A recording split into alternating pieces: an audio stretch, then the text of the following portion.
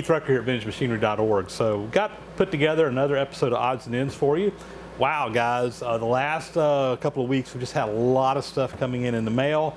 So I'm having to put a lot of these videos together to make sure that we give recognition where it's due. And again, we got a little bit of a mix in here of content, some viewer appreciation mail, some tools, picked up a few new things, either in different places, eBay, as well as in some shops or whatever that I visited.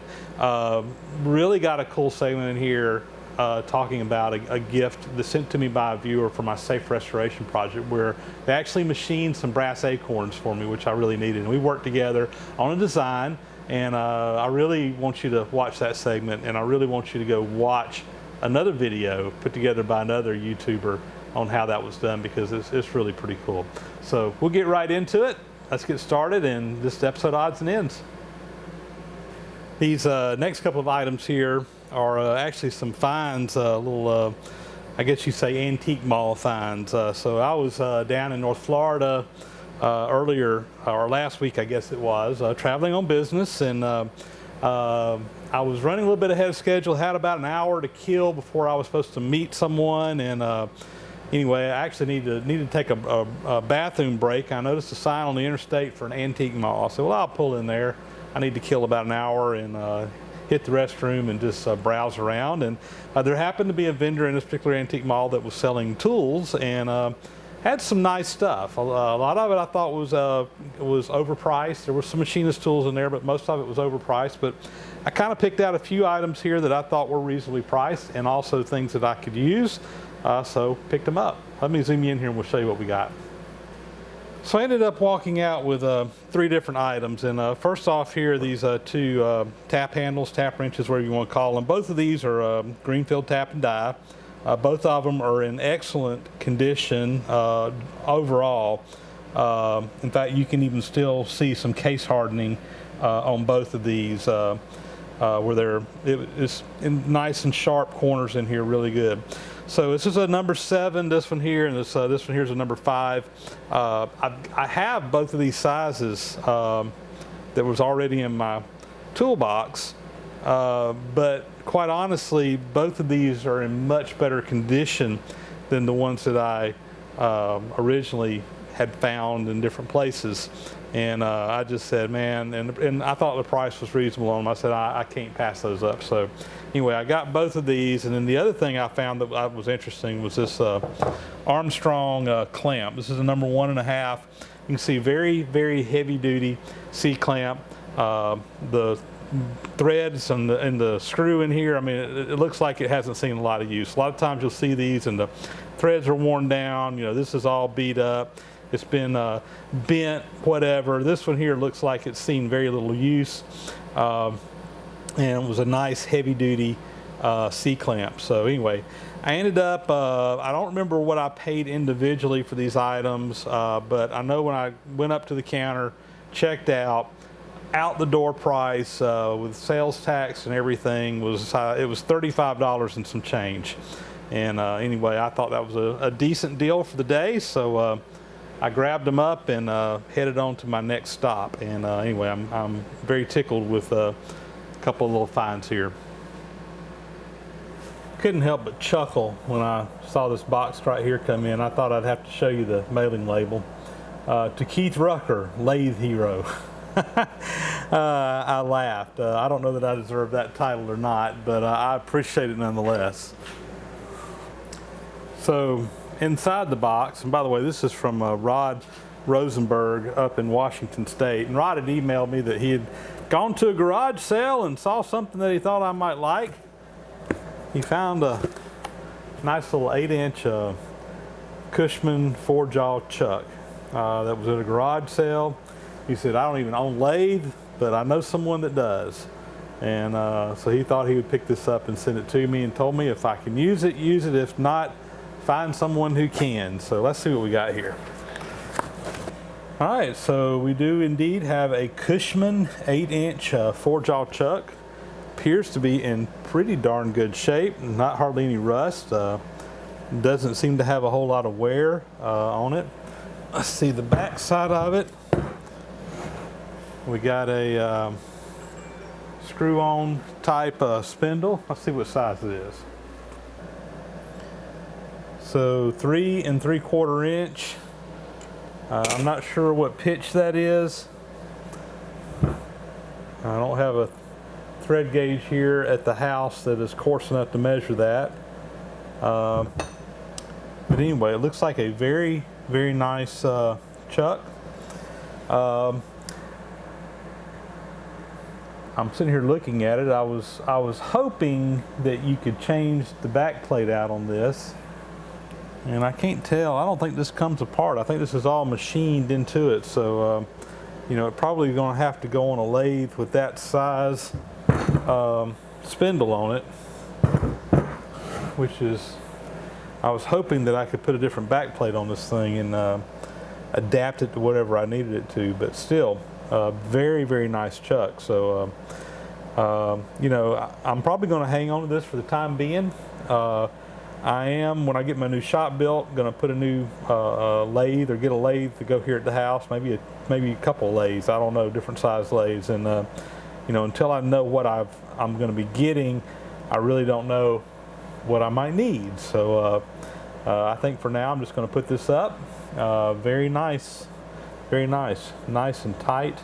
Didn't come with a chuck key, but that's easy enough. You can make one of those. So anyway, Rod, thank you so much. I do appreciate it. All right, so this next box here comes in from Stan Zinkowski.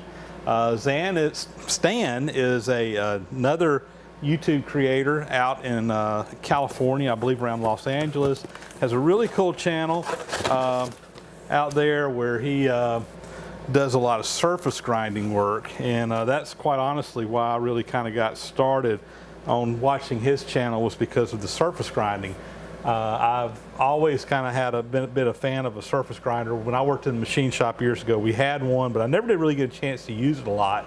And that's a machine that I've been wanting to get in my shop, but just haven't gotten one yet. But anyway, Stan, I had commented on one of his videos, and I think he was kind of surprised that I was watching his channel, because I think I had responded one time before, but it's been a long time ago.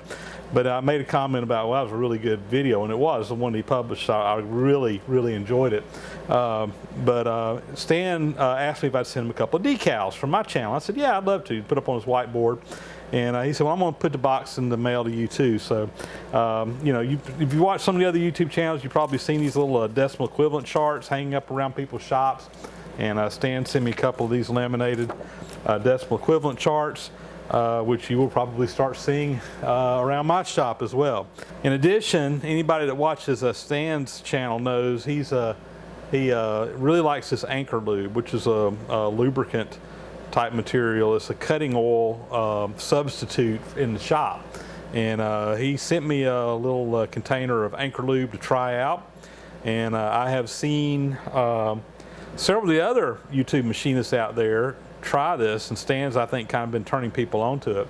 And I've never tried anchor lube, and I'll be honest with you, Stan, when I first started seeing this stuff, you know, I kind of had my doubts. I think like some of the other people had commented, but based on what I've seen on some of the other channels, you know, it looks promising. So I'm actually looking forward to giving it a try.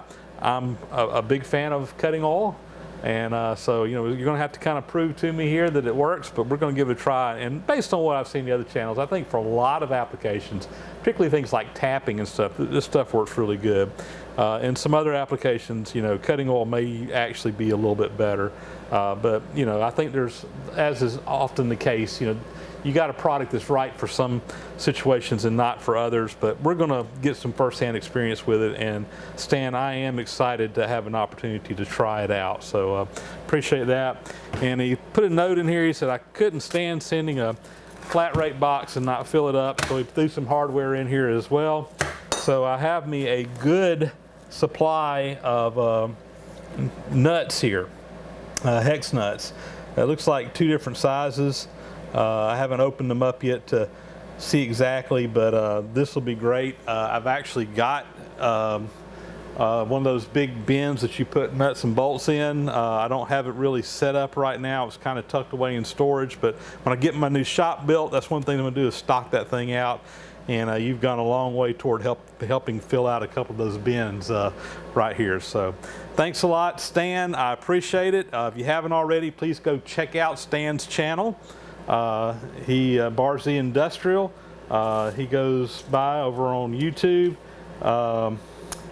And his YouTube channel is actually Shaden HKW, S-H-A-D-A-N, space HKW, and Stan Zinkowski. Good stuff over there. Thanks, Stan.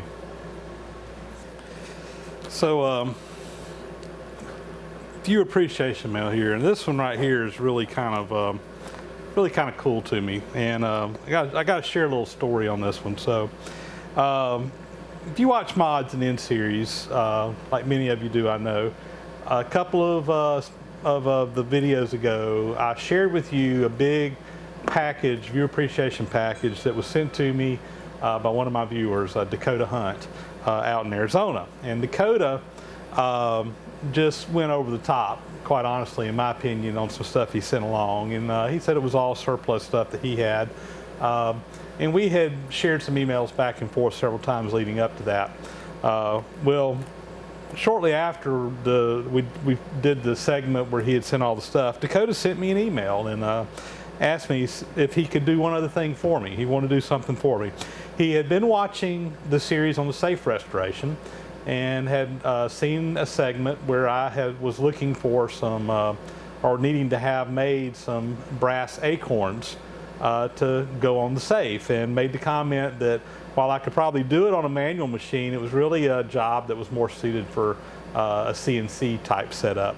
And quite honestly, I really hadn't even done anything else on that. It's just been out there for a little while. Well, Dakota said, you know what, I've got access to CNC lathe, I've got the ability to do this. He said, I would really like to make those brass acorns for you.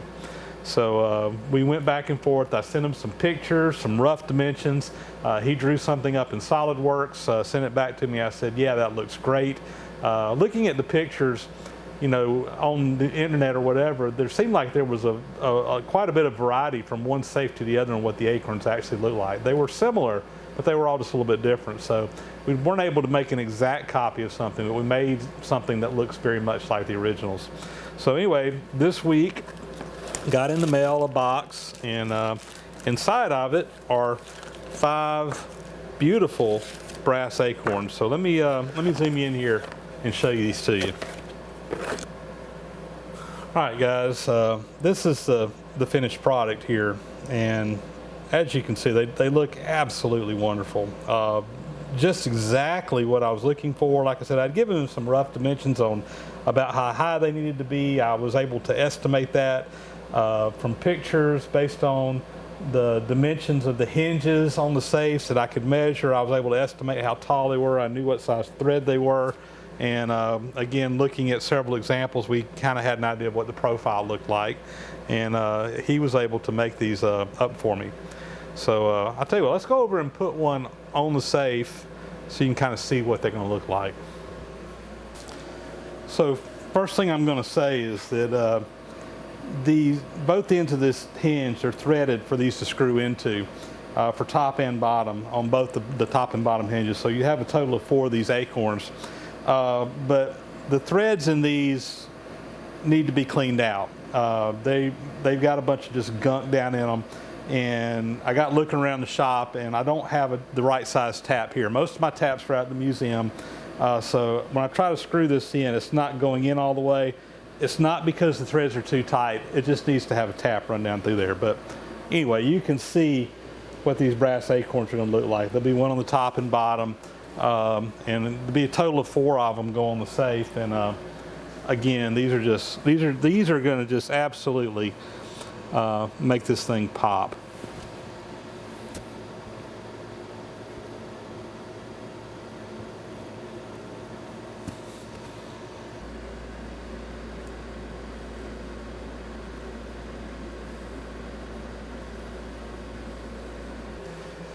So Dakota, job well done, young man, and I will say Dakota is a fairly young man. He's 21 years old, fairly new in the machining world. He's actually I believe he told me he's a full-time student, but working in a kind of a die type shop, a tool room shop at a major manufacturer, and he just absolutely loves the machine shop world, and has done a very good job learning the trade to this point, and as well as putting together a good collection of machinist tools. And I have no doubt that this young man is going to be an excellent machinist for many years to come in the trade. I will also comment that Dakota put together a video of making these, and I highly encourage you guys to go take a look at Dakota's video. Not so much just to watch the machine shop work, but I really want you guys to go out there and get introduced to Dakota, because I'm going to tell you, he really impressed the socks off of me with his attitude, with what he's doing. And he talks a little bit about that in the video. And I'll also just say, if you start watching the video and you kind of fast forward over some of the machine shop stuff, make sure you go to the end of his video, because some of the comments he makes there I think will really resonate well with a lot of you guys, and maybe make some of you guys think about some things. I'll just leave it up to that. So anyway, again, thank you, Dakota. I also just want to make a general comment about CNC machinery, because I've had comments on my channel over the years where, because I do pretty much all my work I do is done on manual machines, as you guys know. And that's for a couple of reasons. Number one, most of what I'm doing is repair work, restoration work, and the stuff I'm doing is usually I'm just making one of something or maybe two of something. And while you could do that on CNC, quite honestly, a lot of times it's just easier to go over there and make a part manually than it is to have to go program it and proof it in and do everything they have to do in CNC. Another reason that I don't use CNC machines is I don't have access to them.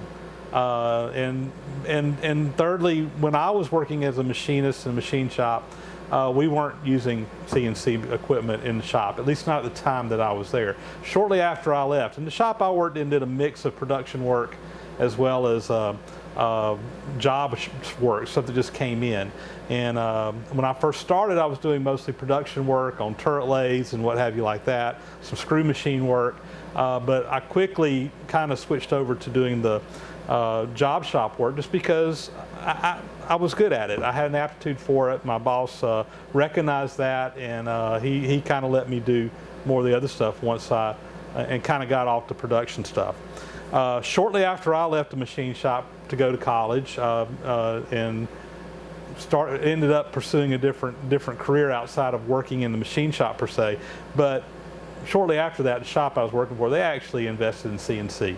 And again, I have no problem whatsoever with CNC. Some people, I think that because I do mostly manual stuff, that I'm somehow anti-CNC. There is a place for doing CNC machine shop work. In fact, probably most of the work that's being done today, it makes sense to be doing it on CNC, particularly manufacturing and production jobs. I think what bothers me a little bit about the machine shop industry as a whole is that there's not many people learning the old traditional way of doing things by hand. If they can't program it on a computer, they don't know how to go make it. And I would encourage anybody that's entering wanting to become a machinist, even if you're going to spend most of your time running CNC equipment, which is where most of the jobs are, I would still encourage you to learn how to use the manual machines, because it will give you so much more perspective on how to manufacture something.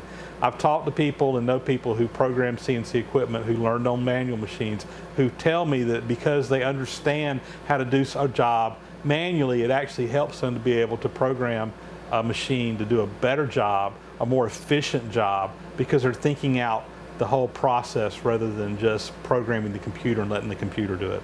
So anyway, enough on that rant. Go watch Dakota's video. Be sure to go to the end, watch it to the end, or if at the very least, fast forward to the end and listen to what this young man has to say, because I think it's very important. Thanks, Dakota.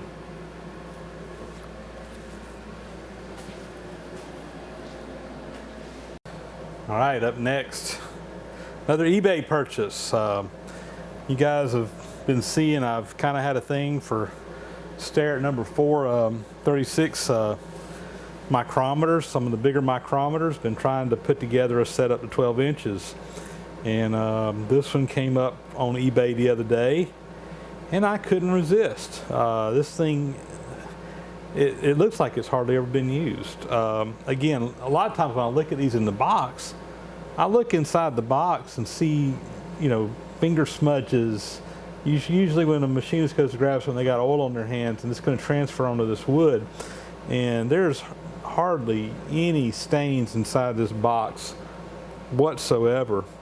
Which really leads me to believe that this thing has hardly ever been used. So this is a 11 to 12 inch. It is just in fabulous shape. Still has the wrench here in the original celluloid packaging. Even that is in pristine condition. So anyway, when I saw this, and it was, I think I made an offer on it, and I want to say I paid like $65 for it. And I think that's a good deal any day of the week. So I think I'm still missing 2 sizes of these, the 9 to 10 inch and the 10 to 11 inch, but we'll find the other ones one at a time. But anyway, I've been looking for them in the box and to kind of go with my other ones, and I'm working up a nice set of them. So anyway, I thought I'd share that with you guys as well. This next item here is another trade item. Again, one of my viewers, Bruce Gratton, Gratton Towing, I think he goes by on YouTube, had contacted me. He's a longtime viewer, comments all the time. We've actually chatted back and forth via email on several occasions. And I remember this one. That was actually, it was one of the little fly cutters that had come in recently. And he was needing a fly cutter just like that. And I actually had a fly cutter almost identical to that. He said, would you be interested in trading something for that? I said, well, yeah, what you got? So he listed off 2 or 3 items that he had, and this 18-inch aluminum pipe wrench, USA made, rigid, in excellent condition. You know, it's got a few toolbox scratches on it, but again, hasn't seen a whole lot of use. I said, yeah, I'll make a trade for that one. So I've got a cast iron pipe wrench in the same size that I use quite frequently, but I'll be honest with you guys, I like these aluminum ones when I'm doing a lot of stuff because they're just so much lighter and easier to handle. You get a big pipe wrench, they get heavy after a while. Now if you're doing really heavy duty work, the cast iron ones, you know, are probably a little bit better off, but for most jobs, these aluminums will do the job, and they're just a little bit easier on you as you're operating them. So anyway, I thought that would be a nice thing to have, so we made the trade. So thanks, Bruce. So up next here, we got another piece of viewer appreciation mail. This came to me from Neil Zimmerman. Neil is up in Burton City, Washington State, and he had contacted me a little while ago, wanted to get my shipping address, said he's had something to send along to me. And this actually came in while I was out of town for a couple of days, and my wife, when I called home, she said, you got this wooden box in the mail. And I was like, well, I'm sitting there trying to think of what it was, and I remembered that Neil had said he was going to send me something, but he didn't tell me what it was. So I was real anxious to get home to find out what was in the wooden box, and I was very impressed when I saw it. Very nicely packaged. For shipping. When you got something heavy, it really pays to do something like this, to make a little crate. And Neil, you did a great job on this, and let's open it up and show you what's inside. So what is in here is a big taper shank drill. This is a 1 9/16 inch number 5 Morse taper, and he's got the wooden box. He actually had some little pieces of aluminum. I pulled them out. Here they are, kind of down here on the pointed end to kind of protect that, to pack it in there and keep that point from popping through the end of the box. And he had these screwed in where they wouldn't come out. I'm just going to dump it out here, but anyway, again, very good job. He took little pieces of wood, put the drill in there to hold it in place, and what we got here is a nice big heavy-duty taper shank drill. It's in excellent condition, even got a good sharp edge on it. I don't know if this has ever even been used. it doesn't show any signs. So anyway, very nice. This is actually a size I didn't have, so thank you very much. I do appreciate it, Neil. We'll put this to use. That'll be a wrap. Thank you guys for watching. Again, the guys that made it to the end. I do appreciate all my dedicated YouTube followers out there. We've got, I think, a little over 31,000 subscribers to the channel now at the time of putting this together. And wow, you guys have been just burning me up on the, not burning me up, but burning up my comments with all the comments coming in lately, which is really great. I really enjoy the interaction with the other guys out there. So thanks so much for stopping by and leaving me a comment. I've mentioned it too, if you do Google Plus, I've been trying to keep some stuff posted on there, some other things going on. So if you want to get some little updates during the week or whatever, what's going on in the shop or in my personal life, what have you, you can follow me over on Google Plus and see some stuff and maybe get some sneak peeks at videos coming up and what have you. So anyway, thank you so much, and we'll talk to you guys later.